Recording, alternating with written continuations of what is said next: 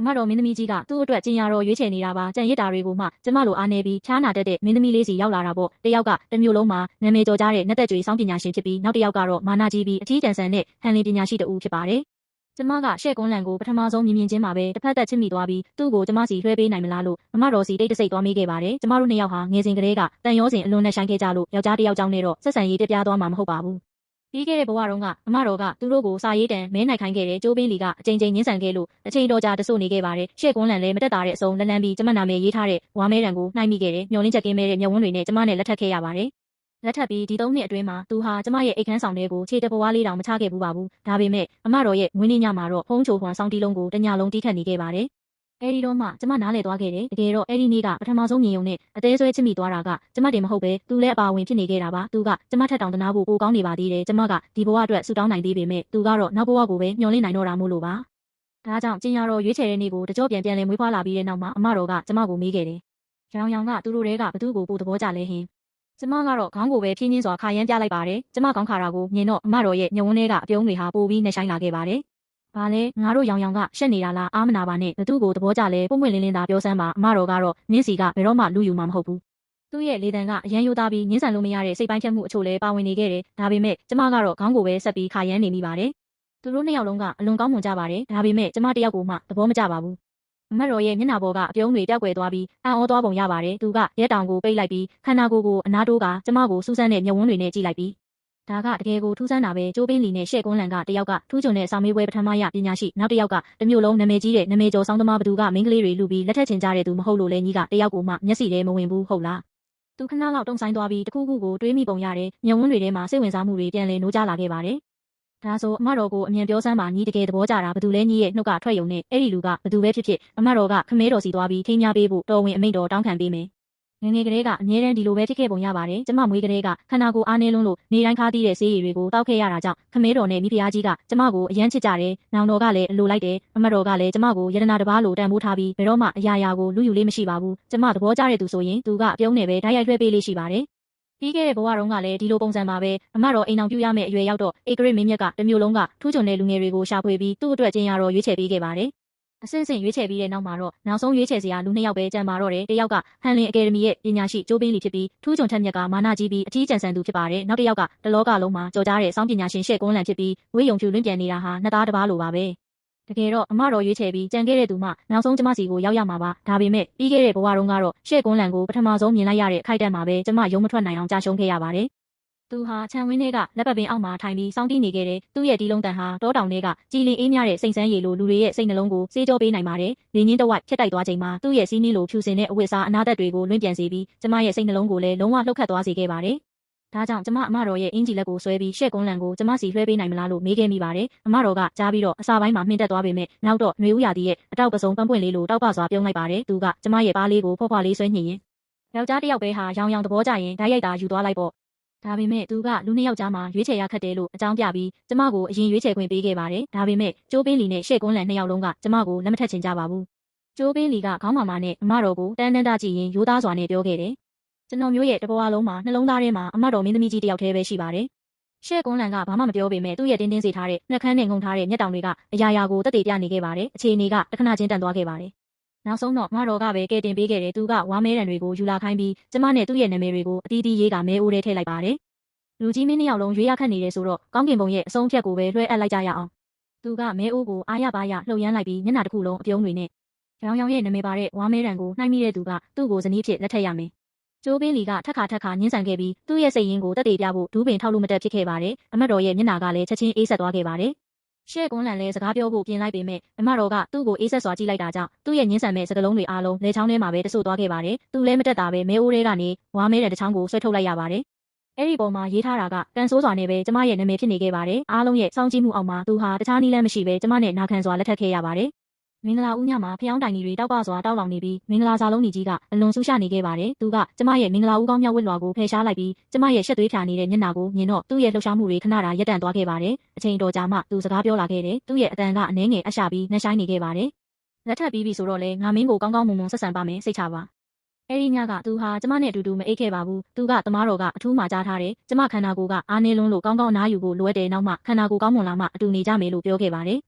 ကျမလည်းအဲ့ဒီတုန်းကအမှန်တကယ်ယုံကြည်ခဲ့မိပြီးသူဟာကျမပေါ်လုံးဝတန်ရောစင်မရှိတာမဟုတ်ပါဘူးစကားပြောတာပဲအားနေတာပါလို့တွေးပြီးစိတ်ထဲမှာချိုမိနေခဲ့မိပါတယ်ဒါပေမဲ့နောက်ပိုင်း3နှစ်ပတ်လုံးမှာတော့သူဟာဒီအကြောင်းပြချက်ကိုသုံးပြီးကျမရဲ့အိတ်ခမ်းဆောင်ထဲကိုခြေတလန်းတောင်မလှမ်းခဲ့ပါဘူ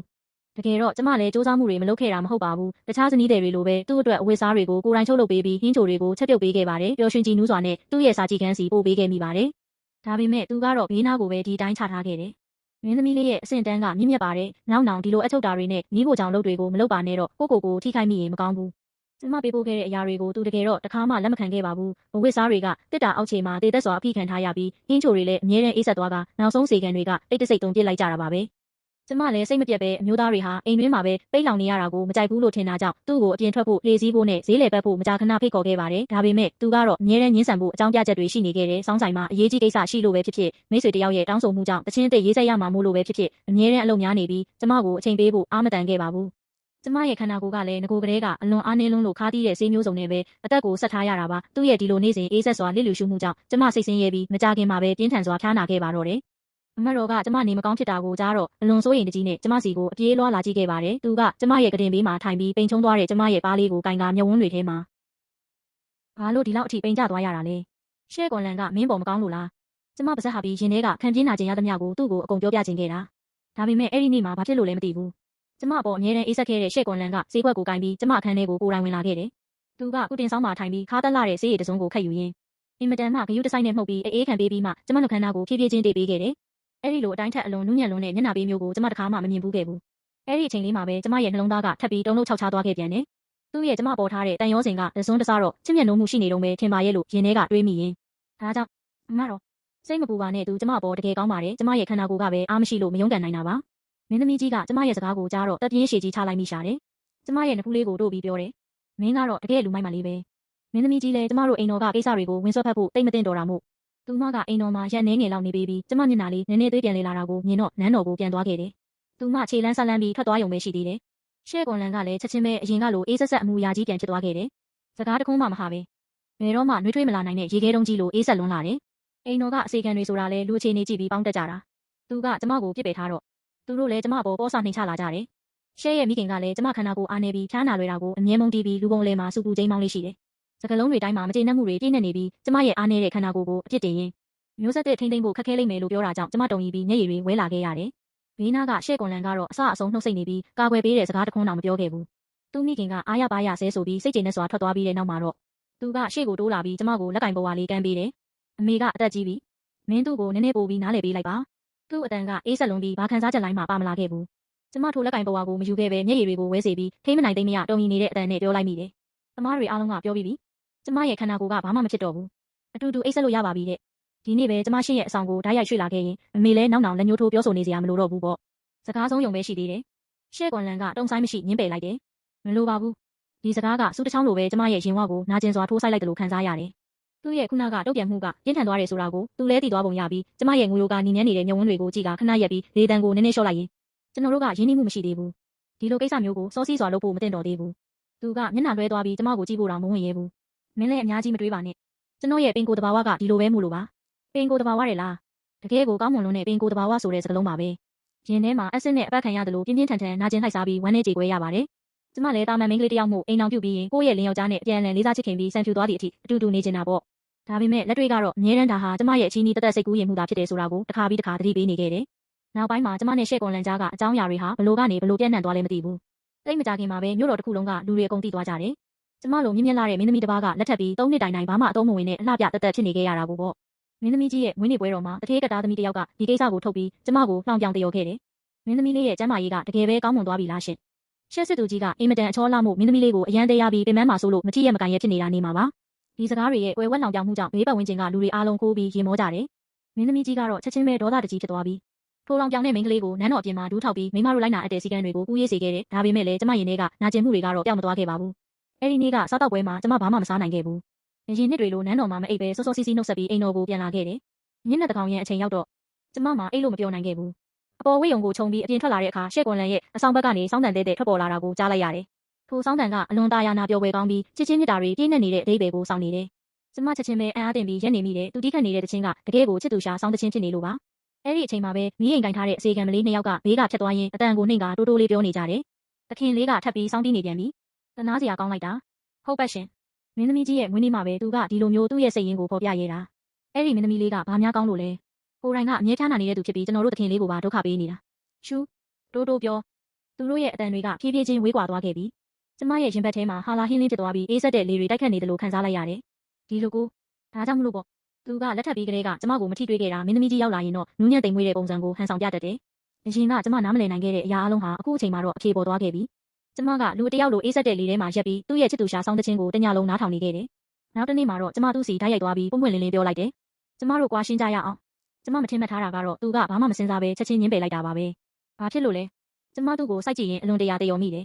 ရှင်ကျမကိုမချစ်ဘူးဆိုရင်အခုကျမကကွာရှင်းဖို့အရင်ပြောတာရှင်ဖြစ်ချင်တဲ့ဆန္ဒနဲ့ကိုက်ညီနေတာမဟုတ်ဘူးလားရှင်ဘာလို့ညှင်းဆန်နေရတာလဲသူကကျမရဲ့အကြည့်ကိုရှောင်ဖယ်ရင်းအေးဆက်ဆက်အတန်နဲ့ပဲပြောတယ်ကျွန်တော်မင်းကိုလက်ထပ်ခဲ့တာမို့မင်းပေါ်ကိုအဆုံးထိတာဝန်ယူရမှာပဲအဆုံးထိတာဝန်ယူမယ်ဟုတ်လားသူကခဏလောက်တုံဆိုင်သွားပြီးမင်းသမီးကြီးကမင်းကိုအမြဲတမ်းစိတ်ကူတက်တာပြီးခဲ့တဲ့ရက်ပိုင်းကသူမနေမကောင်းဖြစ်ပြီးကျန်းမာရေးမကောင်းရှာဘူး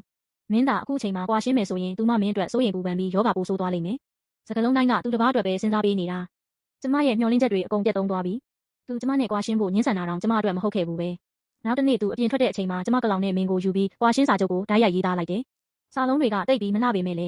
ေကျမရဲ့ခန္ဓာကိုယ်ကအားနေလုံးလို့အားမရှိပေမဲ့တလုံးချင်းစီကတော့အင်မတန်ထင်ရှားလာပါတယ်ကျမကမင်းမျိုးမင်းတွင်ငွေကလေးကမြင့်မြတ်လာတဲ့မင်းသမီးတစ်ပါးဖြစ်တယ်သူနဲ့လက်ထပ်ခဲ့တာဖြစ်ဖြစ်နောက်ဆုံးကွာရှင်းရတာဖြစ်ဖြစ်ကျမရဲ့မြင့်မြတ်တဲ့ဂုဏ်သိက္ခာကတော့ဘယ်တော့မှကျဆင်းသွားမှာမဟုတ်ဘူးသူ့ရဲ့ဟန်ဆောင်တာဝန်ယူမှုကိုကျမဘယ်တော့မှမလိုအပ်ဘူးဒီဘဝမှာတော့ကျမရှေ့ကွန်လန်အပေါ်ဘာချစ်ချင်းမြတ်တာမှပြသတော့မှာမဟုတ်ဘူးမင်းသမီးကြီးကတော့ပို့ပြီးတော့စိတ်ဝင်စားသွားခဲ့ရတယ်ဘယ်အိမ်တော်ကသခင်လေးကိုစိတ်ဝင်စားနေတာလဲဒါကိုကျမမဖြေနိုင်ခဲ့ပါဘူးအတိတ်ဘဝကအရာရာဟာနိုးထားလို့မရတဲ့6လက်အိမ်မက်တစ်ခုလိုပဲကျမကိုအသက်ရှူရက်မတက်ဖိနေထားလွန်းနေကျမတိတ်ဆိတ်နေတာကိုကြည့်ပြီးမင်းသမီးကြီးကကျမရှက်နေတာပဲထင်လို့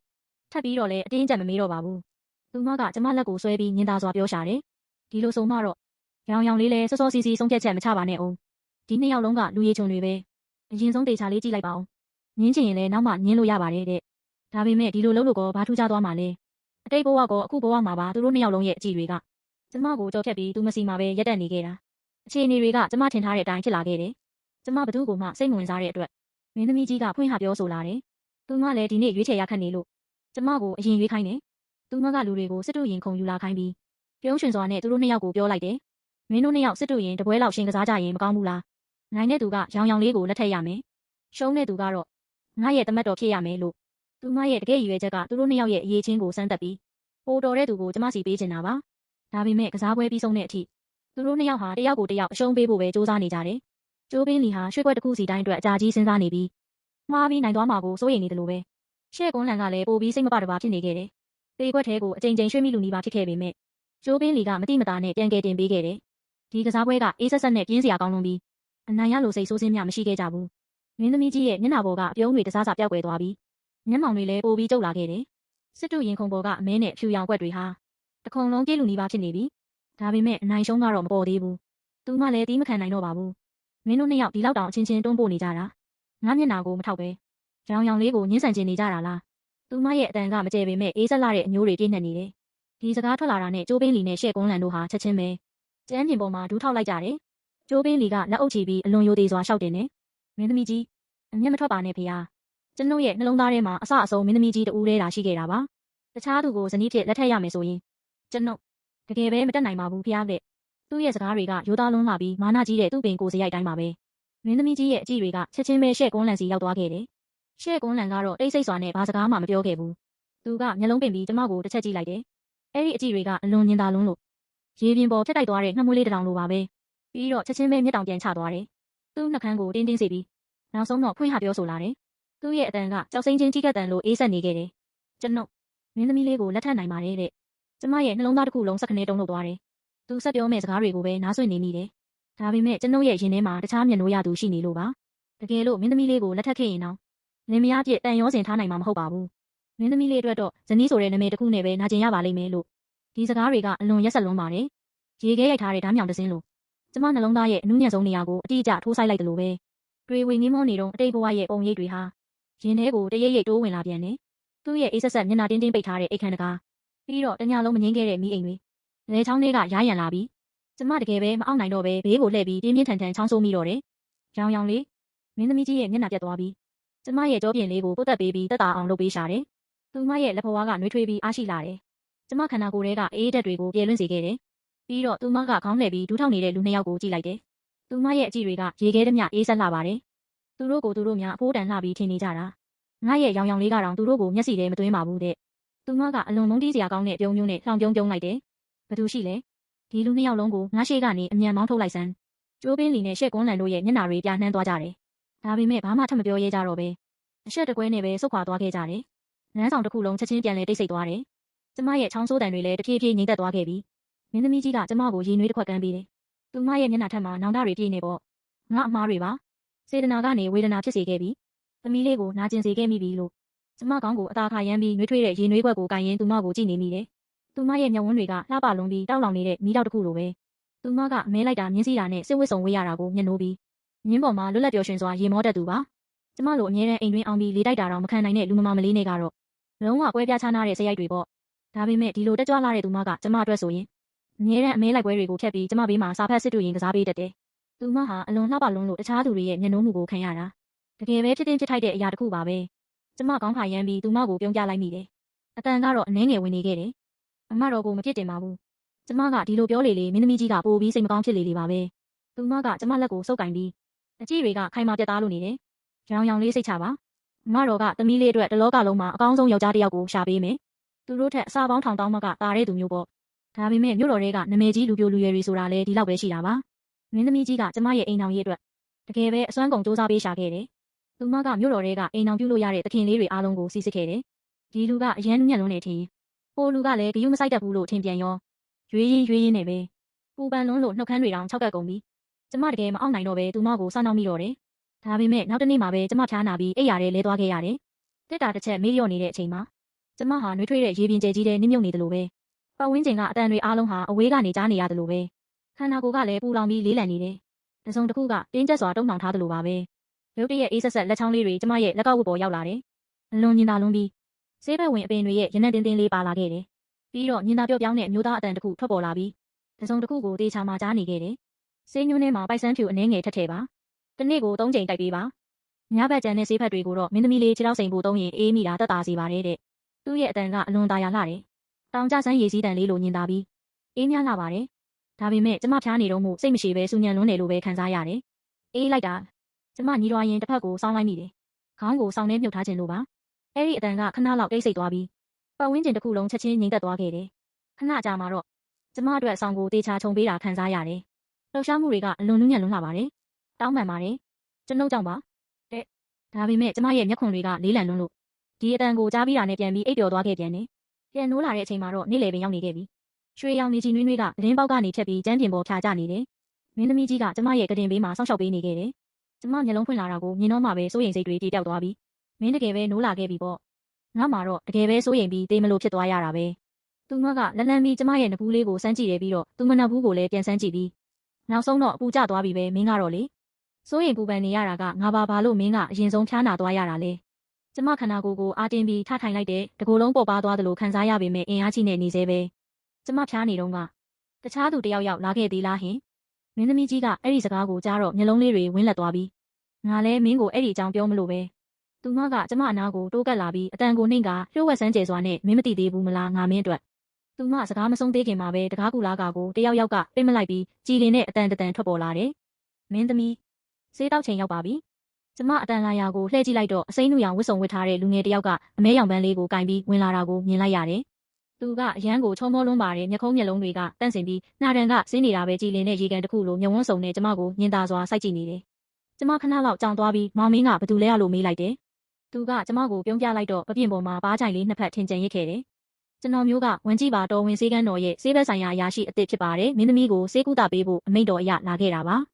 ါသူကပြောဆိုနဲ့ဆေးပန်းကိုကင်ပြီးရှောက်လာကတင်ဘေးကထိုင်ကုန်ဝိုင်းလေးပေါ်မှာထိုင်လိုက်တဲ့ဖြူခွေးတဲ့ကျွေးပန်းကန်လုံးထဲမှာမင်းနဲ့နေတဲ့ဆေးရည်တွေကအငွေ့တစ်ထောင်းထောင်းနဲ့ခါတက်တဲ့အနံ့တွေထွက်နေတယ်။ဝန်ကြီးကဆေးပန်းကန်ကိုမတင်လိုက်ပြီးဇွန်းလေးနဲ့ညင်သာစွာမှွေကတဇွန်းခတ်ပြီးဂရုတစိုက်မှုတ်ပေးနေတယ်ပြီးတော့ကျမရဲ့နှက်ခမ်းသားကိုကပ်ပေးပြီးကိုယ်တိုင်တိုက်ဖို့ပြင်နေတယ်ကျမလန့်သွားပြီးသူ့လက်ထဲကပန်းကန်ကိုကပြကရလှမ်းယူလိုက်မိတယ်။ကျမဘာသာတောက်ပါမယ်ဆေးရည်လေချောင်းထဲရောက်သွားတာနဲ့တမျက်နှာလုံးခါတက်လုံးလို့ရှုံးမဲ့သွားတော့တာပဲ။ဒါပေမဲ့ကျမညင်းညူကိုတောင်မအားခင်ပါပဲတန်ရှင်းတဲ့လက်ကင်ဘဝလေးတစ်ခုကျမရှေ့ရောက်လာတယ်ဘဝပေါ်မှာတော့တောက်ပတဲ့တကြားလုံးလေးတစ်လုံးတင်ထားပေးတယ်ကျမမောကြည့်လိုက်တော့ဝန်ကြီးရဲ့ပြုံးရွှင်နေတဲ့မျက်ဝန်းတွေနဲ့စုံမိသွားတယ်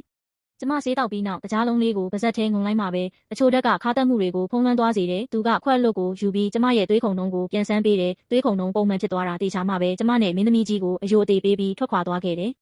စတင်ကလေးကမင်းသမီးကြီးကဘေးမှာထိုင်ပြီးဒီမြင်ကွင်းကိုပြုံးပြုံးကြီးကြည့်နေခဲ့တာစကားတခွန်းမှမပြောဘူးဝမ်ကြီးတကားဝါကနေပျောက်ကွယ်သွားတော့မှသူမကကျမအနာတိုးကပ်လာပြီးတထောင်နဲ့ခပ်ဖွက်ဖွက်ပုတ်ကအလင်းစလိုမေးတော့တယ်ဘလို့လဲဘာကဘလို့လဲဟင်ကျမခဏလောက်ဘာမှပြန်မပြောနိုင်ဖြစ်သွားတယ်ဝမ်ကြီးလေမင်းသမီးကြီးကကျမရဲ့နဖူးကိုစိတ်မရှိသလိုတောက်လိုက်ပြီးသူကချောတယ်မလားစိတ်နေစိတ်ထားကလည်းတိမ်ငွေ့ပုံရတယ်ငါစုံစမ်းကြည့်ပြီးပြီသူ့အဖေကတော်ဝင်ရင်ကျေးမှုဝင်ကြီးပဲမျိုးရိုးကလည်းမနှိမ်ဘူးမင်းသဘောကျရဲ့လားသူမရဲ့မေးခွန်းကြောင့်ကျမမှာငိုအားထက်ရေအားတန်ဖြစ်သွားရပြီးဒါကပထမဆုံးအကြိမ်တွေ့ဘူးယုံပဲရှိသေးတာကိုဘလို့လို့သဘောကျတယ်မကြဘူးပြောလို့ရမှာလေအော်မင်းသမီးကြီးကအတိတ်ပဲပါအတန်ဆွဲလိုက်ပြီးမျက်ဝန်းတွေကလည်းလှည့်စားတဲ့အရေးအယောင်တွေနဲ့မင်းကသဘောမကျပေမဲ့သူကတော့မင်းကိုတိတ်သဘောကျနေတာနော်ကျမထပ်မေးဖို့ပြင်ပေမဲ့သူမကလက်ရမ်းပြီး track လိုက်ကဒီကိစ္စကိုငါလည်းအများကြီးမပြောတော့ဘူးမင်းဘာသာမင်းပဲအကဲခက်ကြည့်တော့သူမကကျမရဲ့လက်ဖမိုးကိုခပ်ဖောက်ပုတ်ပြီးပေါ့ပေါ့ပပပြောလိုက်တယ်ဘာပဲဖြစ်ဖြစ်လူကိုတော့မင်းစီမှာထားခဲ့ပြီးမင်းသဘောအတိုင်းပဲအပြင်းပြေအဖို့ဖြစ်ထားရင်လည်းရတာပဲကဲမင်းစေးတော့အနားယူတာကိုမနှောက်ယှက်တော့ဘူးငါနန်းတော်ကိုအရင်ပြန်မယ်ပြောပြီးတာနဲ့သူမကပေါ်ပါတဲ့ခြေလမ်းတွေနဲ့ထွက်သွားတော့တယ်ကျမမှာတက်ပြင်းချမိပေမဲ့နောက်ဆုံးတော့ဝမ်ကြီးကိုဒီမှာပဲနေခွင့်ပြုလိုက်ရတယ်တကယ်တော့လေသူ့ရဲ့စေးပညာကတော်တယ်လို့လူကလည်းတိတ်ကြီးစိုက်တတ်တာကိုနေ့စဉ်သုံးနှစ်စာဆေးဘက်ဝင်အစားအစာတွေကိုသူကိုယ်တိုင်မိဖို့ကြောင့်မှစောင့်ကြည့်ချက်ပြုတ်ပြီးဆေးရည်တွေကိုလည်းအပူချိန်အသင့်တော်ဆုံးဖြစ်အောင်အမြဲလုပ်ပေးတတ်တယ်ကျမညဘက်တွေမှာတခါတရံချောင်းဆိုးရင်သူကတကားပြင်ဘက်မှာချက်ချင်းရောက်လာပြီးအထဲဝင်ပြီးကြည့်ပေးရမလားလို့မေးတတ်သေးတယ်ကျမရဲ့အိမ်တွင်းရေးကိစ္စတွေကိုဘယ်တော့မှစိတ်မဝင်စားတဲ့အကိုဖြစ်သူတောင်ကျမစီလာလေတဲ့အခါဆက်နောက်ဖို့မမေ့ဘူးခြံထဲမှာဆေးပြုတ်ပေးနေတဲ့ဝမ်ကြီးကိုညွှန်ပြပြီးကျမကိုမေးတယ်။ဒါမင်းသိခံထားတဲ့အစီခံလေးလား။မင်းခြံထဲကအစီခံတွေထက်ပိုပြီးလျင်မြန်ဖြစ်လက်ပုံရတာပဲ။သူပြောတာကြောင့်ကျမနည်းနည်းတော့ရှက်သွားမိတယ်စိတ်ထဲမှာလည်းဒါကတကယ်ပဲမသိတော့ဘူးလို့တွေးမိတာကြောင့်အခွင့်အရေးတစ်ခုရှာပြီးဝမ်ကြီးကိုပြောလိုက်တယ်။တော်ဝင်စရာဝမ်ကြီးဝမ်ဒီရက်ပိုင်းအတွင်းဂရုစိုက်ပေးခဲ့တဲ့အတွက်ကျေးဇူးတင်ပါတယ်။ကျမရဲ့ကျန်းမာရေးလည်းအများကြီးကောင်းမွန်လာပါပြီ။နောက်ထပ်ဘာယောဂါမှဖြစ်လာမှာမဟုတ်တော့လို့တော်ဝင်စေခန်းတော်ကိုပြန်လို့ရပါပြီ။ဝမ်ကြီးကဆေးတစ်တာကိုတင်းဆေးနေတဲ့လက်တွေရုတ်တရက်ရက်တန့်သွားပြီးမျက်တောင်ရှည်ကြီးတွေကမျက်ဝန်းအောက်မှာအရေးကျနေတဲ့ကြည့်ရတာတကယ်ပဲသနာစရာကောင်းနေပုံရတယ်။မင်းသမီးကျွန်တော်ကိုတကယ်ပဲနှင်ထုတ်တော့မလို့လားခင်ဗျာ။သူ့ရဲ့အတန်လေးကတိုးညင်းပြီးဝမ်းနဲ့ရိတ်တွေဆွတ်နေတယ်ဒီလိုသဘောမဟုတ်ပါဘူး။ကျမရဲ့အိမ်တော်ထဲမှာလည်းတခြားဆေးဆရာမတွေရှိနေလို့ပါမောင်မင်းရဲ့အချိန်တွေကိုနှောင့်နှေးစေမှာစိုးရိမ်လို့ပါ။ဒါပေမဲ့သူကခေါင်းပေါ်လာပြီးကျမကိုတေချာစိုက်ကြည့်ကကျွန်တော်မျိုးလာတော့ကမင်းသမီးကြီးကမှားကြားခဲ့ပါတယ်ဒီနေ့ကစပြီးကျွန်တော်မျိုးရဲ့တူးလေးသောတာဝန်ကမင်းသမီးကိုပြုစုဆောင်ရှောက်ဖို့ပဲဖြစ်ပါတယ်သူကခဏလောက်ရက်တန့်လိုက်ပြီးအတန်ကိုပိုနှိမ့်လိုက်တယ်အခုမျိုးတော်တစ်ခုလုံးကလူတွေအားလုံးကကျွန်တော်မျိုးမင်းသမီးအိမ်တော်ကိုရောက်နေတာသိကြပါတယ်ဒီလိုမျိုးနှင်ထုတ်ခံရရင်တပားသူတွေရဲ့နှောင်ပြောင်ခြင်းကိုခံရပါလိမ့်မယ်ဒီစကားကြောင့်ကျမနည်းနည်းတွေဝေသွားပြီးအဘာကိုလှောင်ပြောင်ပါလဲသူကကျမရဲ့မျက်ဝန်းတွေကိုစိုက်ကြည့်နေတယ်ကြည်လင်တဲ့မျက်ဝန်းတွေကနှင်းမြူတွေဖုံးလွှမ်းနေတဲ့ရေကန်တစ်ခုလိုပဲသူတပားတွေကကျွန်တော်ကိုအိမ်မက်ရောင်နေသူလို့လှောင်ပြောင်ကြလိမ့်မယ်နေတိုင်းမင်းသမီးဘေးမှာစောင့်ရှောက်နေပေမဲ့နောက်ဆုံးတော့မင်းသမီးရဲ့မျက်နှာသာပေးမှုကိုမရရှိခဲ့ဘူးဆိုပြီးတော့ပေါ့အဟုတ်ကျမရေနွေးချမ်းတောက်လက်စာကြီးတီးသွားပြီးပြင်းပြင်းထန်ထန်ချောင်းဆိုးတော့တာပဲပပြင်းနှစ်ဖက်လုံးရဲတက်သွားတယ်လက်တစ်ဖက်ကကျမရဲ့ကြောပြင်ပေါ်ကိုခပ်ဖွားဖွားလေးလာထိပြီးတက်တာအောင်ပုတ်ပေးနေတယ်ကျမချောင်းဆိုးလွန်းလို့မျက်ရည်တွေဝဲလာပြီးမောကြည့်လိုက်တော့ဝမ်ကြီးကရှေ့မှာရက်နေတယ်သူကတန်ရှင်းတဲ့လက်ကင်ပေါ်ဝါကိုထုတ်ပေးပြီးကျမရဲ့အင်ဂျီပေါ်ကရေတွေကိုတုပ်ဖို့ပြပေးတယ်နှစ်ယောက်သားအနီးကပ်ရှိနေတော့ဆေးဘက်ဝင်အနံ့နဲ့တန်ရှင်းတဲ့အနံ့တွေကဘေးနားမှာပြန့်လွင့်နေတယ်ကျမကအမြဲတမ်းအားနည်းလေးရှိပြီးတခြားသူကကျမရှေ့ကိုဖြည်းဖြည်းချင်းလျှောက်လာပြီးဦးညွတ်လိုက်ကနူးညံ့တဲ့မျက်ဝန်းတွေကကျမကိုစိုက်ကြည့်နေတယ်မင်းသမီးဝမ်ကြီးရဲ့အတန်လေးကတိုးညင်းပြီးဖုံးကွယ်မထားနိုင်တဲ့စစ်မှန်တဲ့မြစ်တာတွေပြည့်နှက်နေတယ်ကျွန်တော်မျိုးမင်းသမီးကိုသဘောကျခဲ့တာကြားပါပြီအခုလိုဘေးနားမှာဆောက်ရှောက်ပြုစုခွင့်ရတာကပဲကျွန်တော်ဘဝရဲ့အကြီးမားဆုံးကံကောင်းခြင်းဖြစ်ပါတယ်မင်းသမီးရဲ့ဘေးနားမှာအမြဲတမ်းဆောက်ရှောက်ပြီးဘဝတစ်သက်တာလုံးဘေးကင်းပါစေကြောင်းဆုတောင်းပေးခွင့်ပြုပါခင်ဗျာသူပြောနေတဲ့အချိန်မှာနေရတဲ့နှကန်းအစုံကဟစီနဲ့လှုပ်ရှားလို့ဒါပေမဲ့ကျွန်တော်ကိုတော့ရင်ဆိုင်ရဲပုံမရပဲမျက်လွှာလေးပဲချထားခဲ့တယ်တွေ့ရတဲ့သူမရဲ့လေတိုင်လေးကနေတဆင့်ဝင်းပလုံးလို့ကြည်လင်နေတဲ့အသားရည်လေးကအင်ဂျီကော်လာလေးအောက်မှာကွယ်ပြောက်လို့နေတယ်ဒီလောက်အထိရဲတင်းပြီးစီးကြော်နေတဲ့အနေထားမှာတော့သူမရဲ့နေရွက်ဖြားလေးတွေကတိတ်တဆိတ်ရဲတက်လို့နေခဲ့တယ်ကျွန်တော်ရင်တွေအရန်တုံလုံးနေပြီးရင်ဘက်တစ်ခုလုံးထုံကျင်သွားမတက်ခုံလုံးနေတယ်လဲချောင်းတွေလည်း6တွေ့အကွဲလို့လာတယ်တခုခုနဲ့ပိတ်ဆို့ထားသလိုမျိုးပေါ့ကျွန်တော်နှကန်းကိုဟားလိုက်ပေမဲ့အချိန်တော်တော်ကြာမှအတန်ပြန်ထွက်နိုင်ခဲ့တယ်စကားတစ်လုံးကိုအနိုင်နိုင်ညှစ်ထုတ်ရင်းနဲ့ပေါ့မင်းတို့ဘာလုပ်နေကြတာလဲဘေးနားကနေအေးဆက်ဆက်အော်ဟစ်တန်တစ်ခုထွက်ပေါ်လာတယ်ခေါင်းပေါ်ကိုရေခဲရည်နဲ့လောင်းချလိုက်သလိုမျိုးပေါ့ကျွန်တော်စက္ကနဲ့လှည့်ကြည့်လိုက်မိတော့မလန်းမကန်းမှာရက်နေတဲ့ရှေ့ကွန်းလန်ကိုတွေ့လိုက်ရတယ်သူ့လက်ထဲမှာလည်းလက်ရမြောက်တဲ့တစ်တာလေးတစ်လုံးကိုကင်ထားလို့အဲ့ဒီအချိန်မှာကျွန်တော်နဲ့ဝမ်ကြီးတို့ရဲ့ရင်းနှီးလွန်းတဲ့ပုံစံကိုသူကြည့်ပြီးသူ့ရဲ့ချုံမောတဲ့မျက်နှာလေးကဖြူဖြော့ပြီးပြည့်ယွင်းသွားခဲ့တယ်။ဆေးဆက်ပြားတစ်ခုမှောက်ကျသွားသလိုမျိုးပဲ။နေကင်းကြောင်တောင်ကြီးမှာမင်းတို့ဘယ်လိုတောင်ဒီလိုလုပ်ရဲတာလဲ။သူအရန်ဒေါသထွက်ပြီးအတန်တွေပါတုံရီနေခဲ့တယ်။ဒါပေမဲ့ဝမ်ကြီးကတော့ဘာမှမဖြစ်ခဲ့သလိုမျိုးပဲ။ဖြည်းဖြည်းချင်းမတက်ရက်လိုက်တယ်။သူ့အဝတ်အစားတွေကိုတက်တက်ရက်ရက်ပြင်ဝတ်ပြီးအေးလူပဲပြန်မေးလိုက်တယ်။ကျွန်တော်တို့ကဘာဖြစ်လို့လဲ။သူကရှေ့ကိုတလန်းတိုးလာပြီးကျွန်တော်ကိုသူ့ကြောပြင်နောက်မှာမတိမသားကွဲပေးထားလိုက်တယ်။သူ့ရဲ့လေတံကအပြည့်အဝယုံကြည်မှုရှိနေပြီး ယောက်ျားလဲလူလို့မိန်းမလဲလူလို့ပဲကျွန်တော်ကမင်းသမီးလေးကိုချစ်မြတ်နိုးလို့မေတ္တာရေးကိုတောင်းဆိုတာဘာမှလို့လဲအရှက်မရှိလိုက်တာရှေ့ကွန်းလန်ကအပြစ်တင်စကားဆိုရင်ဝမ်ကြီးကိုကြော်ပြီးကျွန်တော်ကိုစူးစူးဝါးဝါးစိုက်ကြည့်လာခဲ့တယ်ငါမင်းကိုလက်ထပ်ဖို့သဘောတူပြီးသားကိုမင်းပါလို့ဒီလိုကိစ္စမျိုးလုပ်ရသေးတာလေဒီစကားကိုကြားလိုက်ရတော့ရင်ထဲမှာအချိန်တော်ကြာအောင်ရထားခဲ့ရတဲ့ဒေါသတရားတွေကဟုန်ကနေတောက်လောင်လာခဲ့တယ်အဲ့ဒီနေ့ကမင်းသမီးကြီးရှေ့မှာသူပြောခဲ့တဲ့လက်ထပ်ပေးလို့ရပေမဲ့ဘယ်တော့မှအတူမနေနိုင်ဘူးဆိုတဲ့ရက်ဆက်တဲ့စကားလုံးတွေကနားထဲမှာအခုထိပဲတင်ထက်နေတော့မယ်ကျွန်တော်ဝမ်ကြီးကိုဘေးဖယ်လိုက်ပြီးရှေ့ကိုထွက်ကသူ့ရဲ့အကြည့်ကိုရင်ဆိုင်လိုက်တယ်အဲ့ဒီနေ့ကကျမလည်းခေါင်းမငင်းခဲ့ပါဘူးရှင်ကဘာလို့ကျမရှင်နဲ့လက်ထပ်ရမယ်လို့ဒီလောက်တောင်စိတ်ချနေရတာလဲသူ့ရဲ့ပြည့်ရင်းသွားတဲ့မျက်နှာထားကိုကြည့်ပြီးကျွန်တော်လှောင်ပြုံးပြုံးကဆက်ပြောလိုက်တယ်ကျမကမင်းသမီးတစ်ပါးပဲကျမကိုမချစ်တဲ့ယောက်ျားတစ်ယောက်ရဲ့အိမ်ကိုရောက်ပြီးဘာလို့ဆင်းရဲဒုက္ခခံရမှာလဲဒီလောကရဲ့အိမ်အောင်ရေးမှာတော့ကိုမြတ်နိုးတဲ့သူကိုပဲရွေးချယ်ရမှာပေါ့ကျွန်တော်ရဲ့စကားတွေကဓာတ်တစင်းလိုပဲသူ့ရဲ့ဟန်ဆောင်မှုမျက်နှာဖုံးကိုထိုးခွဲပြစ်လိုက်တယ်လို့ပါပဲဒါပေမဲ့ရှေ့ကွန်းလန်ကတော့ဒေါသတကြီးနဲ့ရေမောလိုက်ပြီးကျွန်တော်ကိုကြည့်တဲ့သူ့ရဲ့အကြည့်တွေထဲမှာ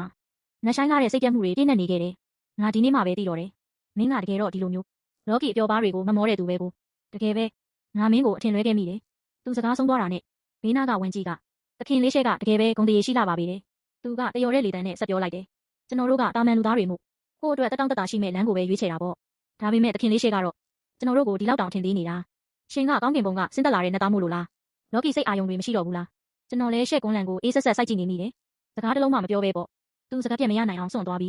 ရင်ဘက်တစ်ခုလုံးဒေါသတကြီးနဲ့လှုပ်ရှားနေခဲ့တယ်နောက်ဆုံးမှာတော့သူလဲဆက်ပြီးတီးမခံနိုင်တော့တယ်လို့မျိုးသူ့လက်ထဲကတစ်တာကိုကျန်းပြင်ပေါ်ကိုအားပြင်းပြင်းနဲ့ပြစ်ပေါက်လိုက်တယ်ငါတကယ်ပဲမင်းကိုအထင်လွဲခဲ့မိတယ်ဒီစကားတစ်ခုကိုခြံထားခဲ့ပြီးသူချက်ချင်းပဲလှည့်ထွက်သွားခဲ့တယ်လက်ရမြောက်တဲ့တစ်တာလေးကကျန်းပြင်ပေါ်ပြုတ်ကျပြီးအဖုံးပွင့်ထွက်သွားခဲ့တယ်အထဲကနေဂျင်းစင်းနဲ့လင်းစည်းမိုးတွေလွင့်ထွက်လာတဲ့အကုန်လုံးကတန်ဖိုးကြီးဆေးဖက်ဝင်ပစ္စည်းတွေပေါ့ဒါပေမဲ့ကျွန်တော်ကတော့တစ်ချက်ပဲကြည့်လိုက်ပြီးအစီအကံတွေကိုအပြင်မှာသွားလွှင့်ပစ်ဖို့ခိုင်းလိုက်တယ်နောက်ဆိုရှက်ကွန်းလန်လာရင်ဓာတ်ရိုက်မောင်းထုတ်လိုက်သတင်းပို့စရာမလိုဘူးရှက်ကွန်းလန်ကိုတော့မောင်းထုတ်ခဲ့ပေမဲ့ဝမ်ကြီးကိုတော့မနှင်ထုတ်ခဲ့ဘူးအဲ့ဒီနေ့ကသူ့ရဲ့ဒူးတစ်ဖက်ထောက်နေတဲ့ပုံစံလေးကတနာစရာကောင်းလို့နေတာကြောင့်ပဲတကယ်လို့သူ့ကိုပါထပ်ပြီးနှင်ထုတ်လိုက်ရင်တမျိုးလုံးရဲ့လှောင်ပြောင်စရာဖြစ်သွားတော့မှာမို့လို့ဒါအပြင်သူ့ရဲ့ရုပ်ရည်ကလည်းတကယ်ကိုကြည့်ကောင်းလို့နေမျက်နှာပေါက်လေးကအကြီးကားတစ်ချက်လိုပဲပြုံးလိုက်ရင်ပါးကြိုင်လေးနှစ်ဖက်ထင်သွားတတ်တာမို့လို့အိမ်တော်ထဲမှာသူရှိနေတာကစိတ်ပန်းပြေစရာလေးတစ်ခုပေါ့လူတွေကတော့ကျွန်တော်ကဝမ်ကြီးရဲ့စေးပညာကိုသဘောကျလို့ကောင်းကောင်းဆက်ဆံနေလို့ထင်နေကြပေမဲ့ကျွန်တော်ကိုလာတွေ့တဲ့အကိုဖြစ်သူကတော့ဝမ်ကြီးကခြံထဲမှာကျွန်တော်အတွက်စေးကြိုပေးနေတဲ့ကြောပြင်ကိုကြည့်ပြီးတော့ကျွန်တော်ရဲ့စိတ်လေးနေတဲ့ပုံစံကိုလည်းမြင်တော့ခေါင်းကိုတရက်ဆက်ခါရမ်းတော့တာပဲသွားပြီငါရဲ့အလှကြိုက်တဲ့ညီမလေးကတော့နောက်ဆုံးမှာတော့အလှပရိရဲထဲမှာနှင်မွန်းသွားခဲ့ပြီပ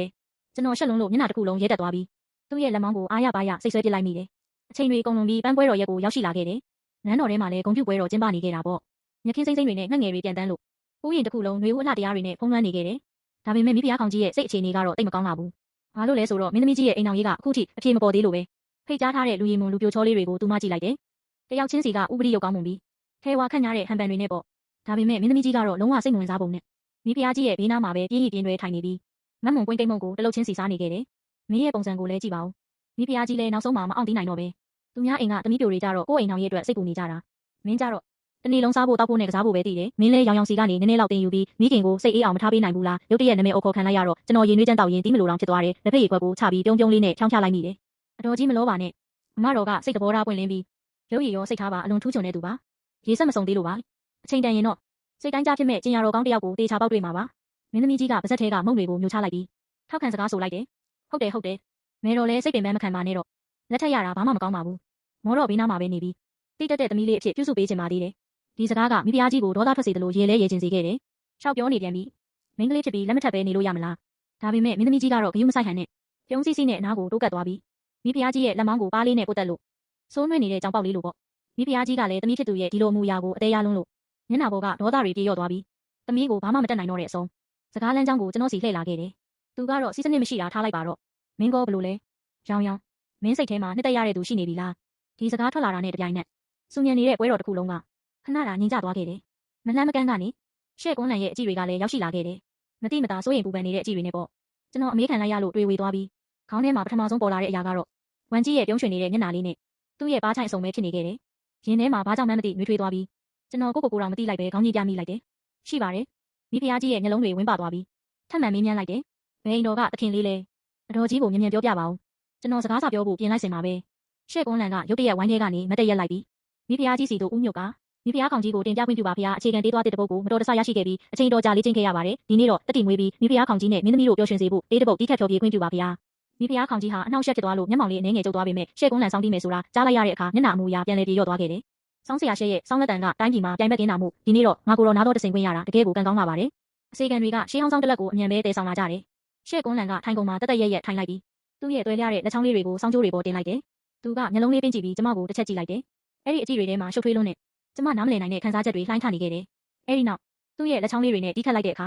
တာယာညိတ်ညောင်းနဲ့စောင်းတန်လေးလွင့်ပြန်လာခဲ့တယ်။အဲ့ဒီဒေးသွားကကျမအတွက်တော့အလွန်ရင်းနှီးလွန်းနေခဲ့ပါတယ်။အဲ့ဒါမင်းပြန်ဖော်ရှာသေးပဲဖြစ်ပါတယ်။ပြီးခဲ့တဲ့ဘဝတုန်းကမင်းသမီးကြီးရဲ့မွေးနေ့တုန်းကသူတညလုံးအဲ့ဒီတချင်းကိုတီးခတ်ခဲ့ဘူးလေ။ဒီဘဝမှာတော့ဧည့်သည်တွေအားလုံးရဲ့ရှေ့မှောက်ပါတယ်။သူတစ်ခါပြန်ပြီးတီးခတ်နေပြန်ပြီ။တချင်းဆုံးသွားတဲ့အခါတေးတန်ကပဲ့တင်ထက်ကြံရစ်နေသေးပါပဲ။ဘေးပတ်ဝန်းကျင်စီကနေတိုးပြောတန်တွေထွက်ပေါ်လာခဲ့တယ်။နောက်ဆုံးတော့တတိရှိတဲ့တော်ဝင်ဆွေမျိုးတစ်ယောက်ကမအောင်နိုင်တော့ပဲမေးလိုက်တယ်။စောင်းဆရာရှက်ဒီမင်းပြန်ဖော်ရှာသေးကမျိုးသားတဦးကမိမိချစ်မြတ်နိုးတဲ့အမျိုးသမီးအပေါ်မြစ်တာရေးကိုဖွင့်ဟောင်းဝင်ခံတဲ့တခြင်းမဟုတ်ပါလားဒီနေ့လူများရှိမှတီးခတ်ပြတာကဒါဆိုရင်မင်းသမီးကြီးအတွက်ရည်ရွယ်ပြီးတီးခတ်တာလားလူတိုင်းရဲ့အကြည့်တွေကရှဲ့ကွန်းလန်နဲ့မင်းသမီးကြီးစီမှာစုပြုံသွားခဲ့ကြတယ်ဒါပေမဲ့ရှဲ့ကွန်းလန်ကတော့ခေါင်းရမ်းလိုက်တယ်သူမတ်တက်ရက်လိုက်ပြီးကျမစီကိုစူးစိုက်ကြည့်လာတယ်သူ့အတန်ထဲမှာတော့ဆုံးရှုံးသွားတာကိုပြန်ရလိုက်တယ်လို့မျိုးတုံ့ရည်မှုတွေပါဝင်နေခဲ့တယ်မင်းသမီးကြီးကအလွန်တရာကြောက်ရှင်းလာပါပါတယ်ကျွန်တော်မျိုးလည်းအရင်ကသူ့ကိုစိတ်ကူးရင်အားကြခဲ့ပူပါတယ်ဒါပေမဲ့အခုတော့ကျွန်တော်မျိုးရဲ့နှလုံးသားစစ်ကိုသဘောပေါက်သွားပါပြီသူကအရှိကိုခြေတလန်းတိုးလာခဲ့တယ်ကျွန်တော်မျိုးတကယ်ချစ်မြတ်နိုးရတဲ့သူကအန်းလေမင်းသမီးလေးဖြစ်ပါတယ်ဒီနေ့ရဲ့ဒီမင်းပြန်ဖော်ရှာသေးကိုလည်းမင်းသမီးလေးအတွက်ရည်ရွယ်ပြီးတီးခတ်ခဲ့တာပါသူကကျမကိုနက်နက်ရှိုင်းကြည့်လိုက်တယ်ညုံဝန်းတွေထဲမှာလည်းနောက်တရချင်းနဲ့ချစ်ချင်းမြတ်တာတွေကရင်းထန်စွာလှုပ်ခတ်နေခဲ့တယ်မင်းသမီးလေးကျွန်တော်ကိုအခွင့်အရေးတစ်ချိန်လောက်ထပ်ပေးလို့မရဘူးလားဟင်ကျမခဏတာတော့စိတ်ဝင်သွားခဲ့မိတယ်သူ့ရဲ့နောက်တရပြီးတောင်းလဲသွားတဲ့ပုံစံကိုကြည့်ရတာသူလည်းပဲဘဝတစ်ခုနဲ့ပြန်လဲမွေးဖွားလာခဲ့ပုံပဲဒါပေမဲ့ကျမရဲ့နှလုံးသားထဲမှာတော့ဝမ်းသာစရာတစ်စက်မှမရှိခဲ့ပါဘ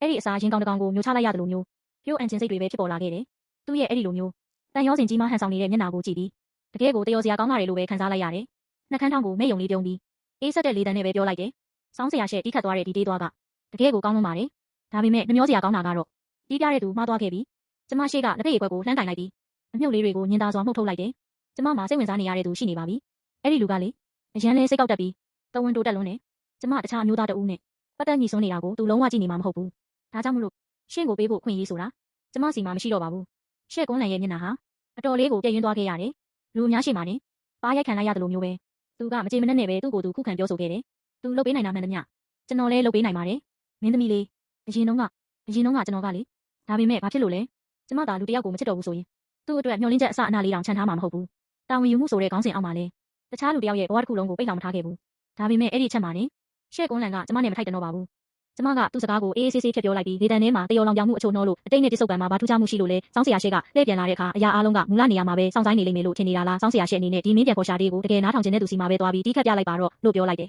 ။ဘာပဲဖြစ်ဖြစ်အခြားလူတွေဝါပြီးသားအကျွင်းကြံတွေကိုကြိုက်နှစ်သက်တဲ့သူဆိုတာမရှိတော့ပါပဲ။ကျမကလူအများရှိမှရင်ရှက်ကွန်းလန်ကိုညှင်းပယ်လိုက်တဲ့တဲ့င်းဟာနေပြင်းကြီးလိုပဲတမျိုးတော်လုံးကိုအလင်းအမြင်ပြန့်နှံ့သွားခဲ့တယ်။မမျောလင့်ထားတာကကျမကိုအပြစ်တင်စကားပြောကြသူတွေတိတ်မရှိတာပါပဲ။ကျမငယ်စဉ်ကတည်းကနာတာရှည်ယောဂါတွေဖြစ်ခဲ့ပြီးကိုယ့်အတွက်ကောင်းမှုကုသိုလ်ရစေဖို့ဒီနှစ်တွေထဲမှာတရားဆောက်ဖို့ငွေလူဒန်းတာစင်းရဲသားတွေကိုစံပြုတ်တိုက်ကြွေးတာစတဲ့ကုသိုလ်ကောင်းမှုတွေကိုအများကြီးလုပ်ခဲ့လို့ပြည်သူလူထုရဲ့ပါစက်ချားမှာတော့နာမည်ကောင်းလေးအနေငယ်ရှိနေခဲ့ပုံရတယ်။ကျမကဘသူထက်မှနှိမ့်ကြမနေခဲ့ဘူးပါဘူး။ဒါပေမဲ့ဝန်ကြီးကတော့ဘယ်ကနေဘလို့တဝင်တိုးပြီးစိတ်ကစားတဝင်တိုးမှုတွေအပြည့်နဲ့ရောက်လာခဲ့လဲမသိဘူး။အဲဒီနေ့ကသူကျမရဲ့တွေးကြောကိုစမ်းသပ်ပေးရင်သူ့လက်ချောင်းလေးတွေကိုကျမရဲ့လက်ကောက်ဝတ်ပေါ်တင်ထားစင်မှာမျက်မှောင်တွေကတဖြည်းဖြည်းပို့လို့ကျုပ်လာခဲ့တယ်။ကျမရဲ့ခန္ဓာကိုယ်မှာပဲတခုခုထပ်ပြီးအစင်မပြေဖြစ်သွားပြန်ပြီလားလို့ထင်ပြီးရင်ထဲမှာထိတ်လန့်တုန်လှုပ်သွားခဲ့မိတယ်။ဒါပေမဲ့သူအချိန်တော်ကြာစမ်းသပ်ပြီးတဲ့အခါတက်ပြင်းကိုအသာရချလိုက်ရင်လက်ကိုလွှတ်လိုက်တယ်။နှမျောစရာပဲ။ကျွန်တော်မှာကယောဂကုသပေးနိုင်တဲ့ပြင်းစရာကောင်းတဲ့နည်းလမ်းတွေပဲရှိတာပါ။သူ့ရဲ့မျက်ဝန်းတွေကိုအောက်ချထားပြီးရှည်လျားတဲ့မျက်တောင်လေးတွေကမျက်ဝန်းအောက်မှာရေဖြော့ဖြော့အရေးကလေးတစ်ခုထင်ကျန်စေခဲ့တယ်။ကျွန်တော်ထုတ်ပြနိုင်တာဆိုလို့လေဒီရုပ်ရည်သွင်းပြင်တစ်ခုပဲရှိတာပါ။တခြားသူတွေလိုလဲตาရတဲ့တေးသွားတွေကိုမတီးတတ်ပါဘူး။လူတွေအရှိမမင်းသမီးလေးကိုပျော်ရွှင်အောင်မလုပ်ပေးနိုင်ဘူး။ကျမမအောင်နိုင်တော့ပဲရေမောလိုက်မိတယ်။အကြာကြီးရေမောပြီးတဲ့နောက်မှာရေတံကိုရက်လိုက်ပြီးသူ့ကိုတေးတေးချာချာကြည့်ပြီးပြောလိုက်တယ်။ဒါပေမဲ့လောကမှာသမားတော်တွေမြညာပင်များပြားပါစေ။ကျမချစ်မြတ်နိုးရတဲ့သူကတော့ရှင်တယောက်တည်းရှိတာပါ။ဒီစကားကြောင့်ဝန်ကြီးတယောက်အားတင်သွားခဲ့တယ်။ကျမဒီလောက်အထိပွင့်ပွင့်လင်းလင်းပြောလိုက်မယ်လို့သူမမျှော်လင့်ထားပုံပဲ။သူ့ရဲ့ချောမောတဲ့မျက်နှာထက်မှာရှက်သွေးထန်းသွားပြီးနေရွက်လေးတွေအထိညီရဲသွားခဲ့တယ်။သူကတက်ပြင်းရှည်ကြီးကိုချလိုက်ပြီးလေချောင်းကိုရှင်းလိုက်ရင်တိုးညင်းစွာပြောရှာတယ်။မင်းသမီးလေးကဘာဖြစ်လို့အချိန်တိုင်းဒီလောက်တောင်ကျင်နာတက်ရတာလဲ။သူ့ရဲ့ညီရွာတန်ကကျမကိုဆက်စုကျင်စိတ်ဖြစ်ပေါ်စေခဲ့တယ်။အရင်ကတည်းကရှင်ကျမကိုတီးခဲ့တာလား။ဝန်ကြီးကခပ်ဖွားဖွားပြုံးလိုက်တယ်။သူ့ရဲ့ကြည်လင်တဲ့မျက်ဝန်းတွေထဲမှာနူးညံ့တဲ့အရေးအယောင်တွေထပ်ပြေးသွားရင်ဘလို့လုပ်ပြီးမသိပဲနေမှလဲဗျာ။မြစ်ထဲမီးမျောတဲ့ပွဲတော်တုန်းကမင်းသမီးလေးကတိုက်ပွဲမှာကြာဆုံးသွားတဲ့စစ်တီတွေအတွက်ဆူတောင်းပေးခဲ့တယ်။မနစ်ကကက်ယောဂါဆိုကြီးစိုက်ကတုန်းကလည်းဒုက္ခသည်တွေကိုကူညီဖို့အတွက်မင်းသမီးလေးရဲ့ကိုယ်ပိုင်ရွှေငွေရတနာတွေကိုပေါင်နှံပြီးဆန်တဲ့ရိတ်ခါတွေလဲလှယ်ပေးခဲ့တယ်။လမ်းဘေးမှာလမ်းပြောင်းနေတဲ့ကလေးငယ်လေးတွေကိုတောင်မှစိတ်ရှည်လက်ရှည်ချော့မြူပြီးအိမ်ကိုဘေးကင်းကင်းပြန်ပို့ပေးခဲ့တယ်။သူကဒီနှစ်တွေအတွင်းကျမလုပ်ခဲ့တဲ့အသေးမွှားလေးတွေကိုတစ်ခုချင်းစီအမှတ်တရရေးတွက်ပြနေခဲ့တယ်။တချို့အရာတွေကိုဆိုကျမကိုယ်တိုင်တောင်မေ့လူနီးပါဖြစ်နေခဲ့ပါပြီ။ကျွန်တော်မင်းသမီးလေးကိုချစ်တာကမင်းသမီးလေးကိုယ်တိုင်ကအချစ်ခံရဖို့ထိုက်တန်လို့ပါဘာမှကွယ်ဆန်းကျင်မှုမှမလိုအပ်ပါဘူး။သူကကျမရဲ့လက်ကိုဆုပ်ကင်လိုက်တယ်။သူ့ရဲ့လက်ဘွားပြင်ကနှွေးထွေးလို့ခြောက်သွေ့နေခဲ့တယ်။ကျွန်တော်ဟိုးရှိရှိကလေးကမင်းသမီးလေးကိုချစ်မြတ်နိုးခဲ့တာပါ။ကျွန်တော်စေးပညာကိုသင်ယူခဲ့တာလေ။တနေ့နေ့တစ်ချိန်ချိန်ကြရင်မင်းသမီးလေးအတွက်အသုံးဝင်မဲ့သူဖြစ်ချင်လို့ပါ။ကျမခဏလောက်တိတ်ဆိတ်သွားမိတယ်။ရင်ထဲမှာတခုခုနဲ့ပြည့်နှက်သွားတယ်လို့ပဲ။ဝမ်းနဲ့စိုးနေပြီးနာကျင်ရပါတယ်။တကယ်လို့ကျမသာတခြားသူတယောက်ကိုချစ်သွားခဲ့ပြီးရှင်ရှိနေတာကိုတစ်သက်လုံးသတိမထားမိခဲ့ရင်ရောသူကခပ်ဖွားဖွားလေးပြုံးလိုက်တယ်။အဲ့ဒီအပြုံးထဲမှာတော့နားလေခွင့်လွှတ်မှုတွေပါဝင်နေပြီးမင်းသမီးလေးဘေးကင်းကျန်းမာနေသေးပြီးတော့ကျွန်တော်ကိုပြန်ချစ်သည်ဖြစ်စေမချစ်သည်ဖြစ်စေဒါကတိတ်ပြီးအရေးမကြီးပါဘူး။သူ့ရဲ့စစ်မှန်တဲ့စေတနာတွေကို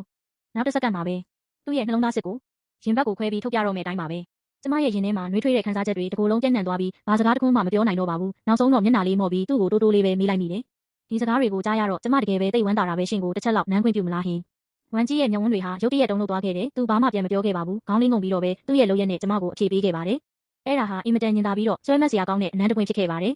စစ်ပွဲတွေစတင်ဖြစ်ပွားခဲ့ပြီးငြိမ်းချမ်းရေးဆွေးနွေးဖို့စေလွတ်လိုက်တဲ့ကျမတို့ရဲ့တန်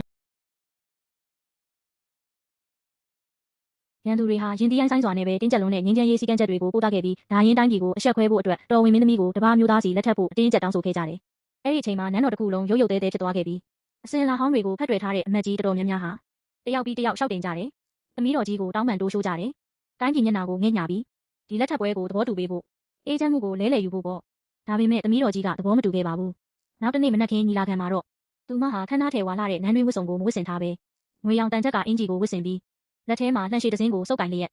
ထိုက်ဟော်နန်းဆောင်တဲကိုရှောက်လန်းဝင်လာခဲ့တယ်။သူမရဲ့ကိုဟန်ဟာမတ်ရှိနေပြီးမျက်ခုံးမျက်ဝန်းတွေဟာဓားသွားလိုထက်မြက်နေခဲ့တယ်။ခမဲတော်သမီးတော်အမိန်တောင်းခံပေးရစေ။တက်မတော်ကိုဥဆောင်ပြီးစစ်မြေပြင်ကိုထွက်ခွာပေးရစေ။ရန်သူဗိုလ်ချုပ်ရဲ့ခေါင်းကိုမလွဲမသွေထည့်ယူခဲ့ပါမယ်။ကျမတို့တိုင်းပြည်ရဲ့ဂုဏ်သိက္ခာကိုမြင့်တင်ပါမယ်။သူမရဲ့စကားတန်တွေဟာတဲတဲကွဲကွဲတက်သားလုံးလို့တနန်းတော်လုံးစိတ်ငြိမ်သွားတဲ့အထိတုန်လှုပ်စေခဲ့ပါတယ်။အမျိုးသမီးတစ်ယောက်ကစစ်တပ်ကိုဥဆောင်တိုက်ခိုက်ဖို့ဆိုတာဟာတတ်မှတ်ထားတဲ့လမ်းစဉ်ဟောင်းတွေကနေဖောက်ထွက်တဲ့ကိစ္စဖြစ်နေတာသိကြပါတယ်။အမတ်တွေအားလုံးတီးတိုးဆွေးနွေးလာကြပြီးကန့်ကွက်တန်တွေဟာတဆဆနဲ့ကျေလောင်လာခဲ့တယ်။ဒါပေမဲ့နောက်ဆုံးမှာတော့ဧကရေမင်းမြတ်ကသဘောတူခွင့်ပြုခဲ့ပါတယ်။စစ်ထွက်ရမယ့်နေ့မှာတော့မိုးကောင်းကင်ကြီးဟာညှို့မိုင်းလို့နေပြီးမြောက်တွေကလည်းကျန်းတန်းစွာတိုက်ခတ်နေခဲ့တယ်။ကျမမျိုးတကားဝမှာရက်နေရင်သူမစစ်ဝတ်စုံအပြည့်နဲ့မျက်နှာကြီးပေါ်မှာထဲဝါစွာစီးနှင်းလိုက်ပါသွားတာကိုငေးကြည့်နေမိတယ်။လေဝိတ်မှာလွင့်ပြန်နေတဲ့သူမရဲ့ရဲရဲနေနေတဲ့ဝိယုံဟာတောက်လောင်နေတဲ့မိတောက်တစ်ခုလိုပဲကျမရင်ထဲမှာစိုးရိမ်စိတ်နဲ့မခွဲနိုင်မခွာရက်တဲ့ခံစားချက်တွေပြည့်နေပြီးမျက်ရည်တွေဝိုင်းလာမိတယ်။သူမမြင်းပေါ်ကဆင်းပြီးကျမရှေ့ကိုရှောက်လာတယ်ပြီးတော့ကျမဘားပြင်ပေါ်ကမျက်ရည်စားတွေကိုတုပ်ပေးရင်အမြဲတမ်းလိုပဲပေါ့ပေါ့ပပလေးတန်လေးနဲ့ပြောရှာတယ်။ဘာလို့ငိုနေတာလဲ။မစိုးရိမ်ပါနဲ့ငါပြန်လာတဲ့အခါမြောက်ဖျားဒေသရဲ့အလှပဆုံးကြောက်မြက်ရတနာတွေကိုမင်းတို့ယူခဲ့ပေးမယ်။သူမဟာအမြဲတမ်းပဲဒီလိုယုံကြည်မှုတွေပြည့်နေတတ်တယ်။ဒါပေမဲ့ကျမတကယ်ပဲအရန်စိုးရိမ်မိတယ်။ဘာလို့လဲဆိုတော့ပြီးခဲ့တဲ့ဘဝတုန်းကတော့ဒီစစ်ပွဲဟာနောက်ထပ်အကြာကြီးနေမှဖြစ်ပွားရမှာပါ။ကျမရဲ့တကြောပြန်အသက်ပြန်ရှင်လာမှုကပဲဖြစ်ရတွေရဲ့လမ်းကြောင်းကိုပြောင်းလဲပစ်လိုက်လို့ထင်ပါရဲ့။စစ်ပွဲကတတ်မှတ်ထားတာထက်စောပြီးဖြစ်လာခဲ့ရတယ်။သမီးတော်ကြီးရဲ့မြင့်တက်ဟာလမ်းမကြီးရဲ့အဆုံးမှာပျောက်ကွယ်သွားခဲ့ပြီးကောင်းကင်ရံထက်မှာဖုံမှုတွေသာလွင့်ပြန်ကျန်ရစ်ခဲ့တယ်။ကျမမျိုးတကားအောက်မှာရက်နေရင်အချိန်တော်ကြာတဲ့အထိမလုံမရှက်ရက်နေမိခဲ့တယ်။အဲ့ဒီအချိန်မှာပဲကြောပြင်နောက်ကနေအတန်အောနဲ့ခေါ်တန်တစ်ခုထွက်ပေါ်လာခဲ့တယ်။ကျမလှည့်ကြည့်လိုက်တဲ့အခါရှဲ့ကွန်းလန်ကိုတွေ့လိုက်ရတယ်။မတွေ့ရတာရက်ပိုင်းပဲရှိသေးပေမဲ့သူဟာတကူလုံးမျိုးရော်ပိန်ချုံလို့နေခဲ့ပြီးမျက်ကွင်းတွေညှို့မဲနေပြီးတစ်ချိန်ကကြောက်စိမ့်လိုချောမှုနေခဲ့တဲ့မေးစိတ်မှာလဲငုံးစိတ်ငွေးစာတွေရေးရေးပေါ်နေခဲ့တယ်။ဝတ်ထားတဲ့ဝိယုံကလည်းတွန့်ကျင်နေပြီးဂယုမဆိုင်ဖြစ်ခဲ့တာကြာလာပြီနဲ့တူတယ်။ဒီတစ်ခေါက်စစ်ထွက်တဲ့နေရာမှာငါလဲတန်တမန်အဖြစ်လိုက်ပါသွားရလိမ့်မယ်။သူကျမကိုကြည့်နေတဲ့မျက်ဝန်းတွေထဲမှာအဆုံးစုံထိစွန့်စားတော့မဲ့အရေးအယောင်တွေထက်ပြေးနေတယ်။ဒီတစ်ခေါက်သွားရင်ပြန်မလာနိုင်တော့တာမျိုးလည်းဖြစ်နိုင်တယ်။သူခဏလောက်တုံဆိုင်သွားပြီးအတန်ကပိုပြီးတိုးညင်းသွားခဲ့တယ်။မတိမတာတုံရင်နေတဲ့ခံစားချက်တွေနဲ့အတူပေါ့။ငါသာအသက်ရှင်လျက်ပြန်လာနိုင်ခဲ့ရင်မင်းငါ့ကိုခွင့်လွှတ်ပေးနိုင်မလား။သူ့ရဲ့တနာစရာအမှုအရာကိုကျမငေးကြည့်မိပေမဲ့ရင်ထဲမှာတော့ဘာခံစားချက်လိုင်းတပူးမှမထားခဲ့ပါဘူး။